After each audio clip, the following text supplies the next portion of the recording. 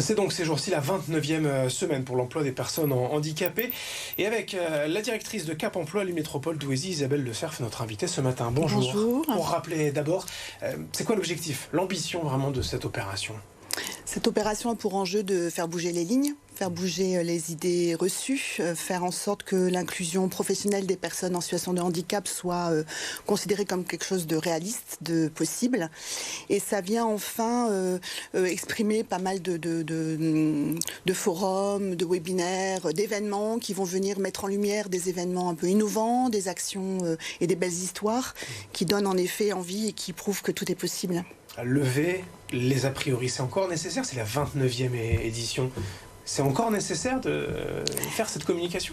Des progrès sont notables depuis que la loi de 1987 vraiment a mis en place cette obligation pour les entreprises de plus de 20 collaborateurs d'avoir 6% de leurs effectifs de personnes en situation de handicap.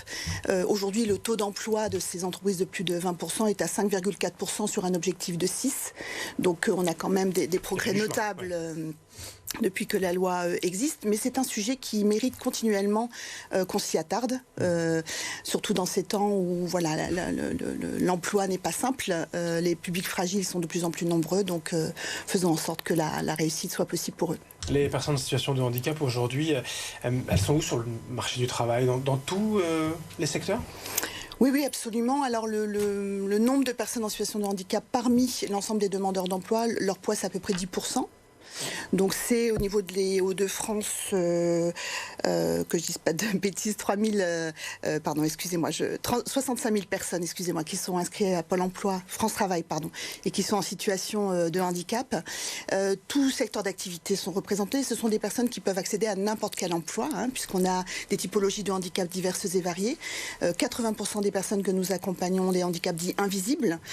Donc peut-être je suis porteuse d'un handicap et vous ne le voyez pas. Et pour autant, je peux accéder à un emploi de toute responsabilité, de toute nature. Oui, parce que voilà, on va dire les choses autrement, on va pas tomber dans le cliché, mais c'est pas juste une personne en fauteuil roulant en fait. Aujourd'hui, il y a une diversité quelque part des handicaps qui fait, comme vous le dites, qu'on peut tout à fait facilement s'insérer dans n'importe quel emploi finalement, sans que certains collaborateurs le sachent.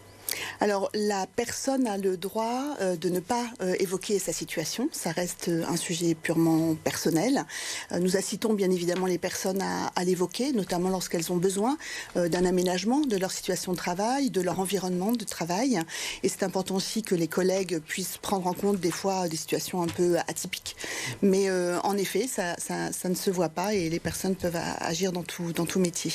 C'est quoi alors le programme de cette semaine ? Vous le disiez, il y a plusieurs animations, des webinaires et le fameux Duo Day aussi, ça c'est demain.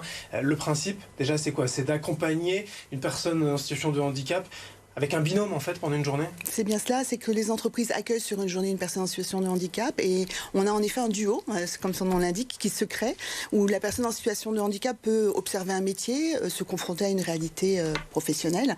Et pour la personne dans l'entreprise, c'est aussi, là encore, casser les codes, casser les images reçues et prendre contact, créer une relation interpersonnelle. Sur les Hauts-de-France, c'est 1500 duos qui sont d'ores et déjà créés et qui auront lieu demain.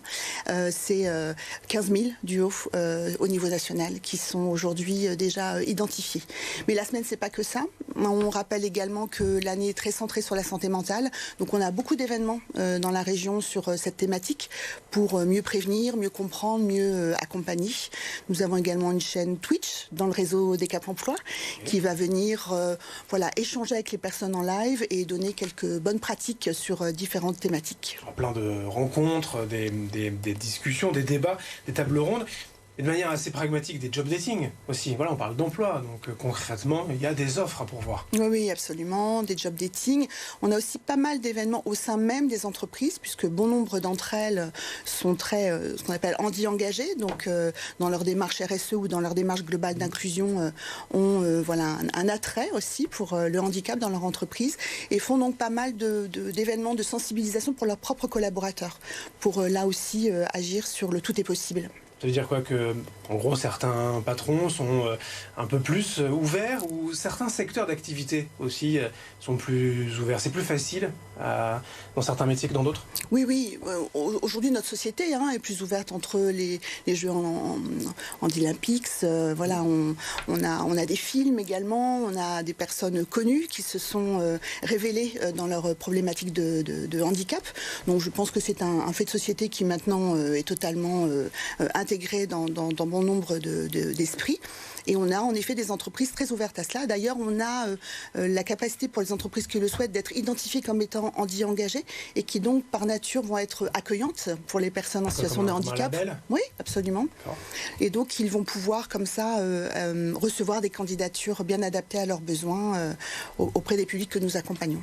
Voilà, cette semaine, mais finalement, l'emploi des personnes handicapées, c'est un enjeu de tous les jours aussi, tout au long de l'année, mais on en parle particulièrement en ce moment avec la 29e semaine européenne pour l'emploi des personnes handicapées jusqu'à dimanche, et notamment ce Duo Day.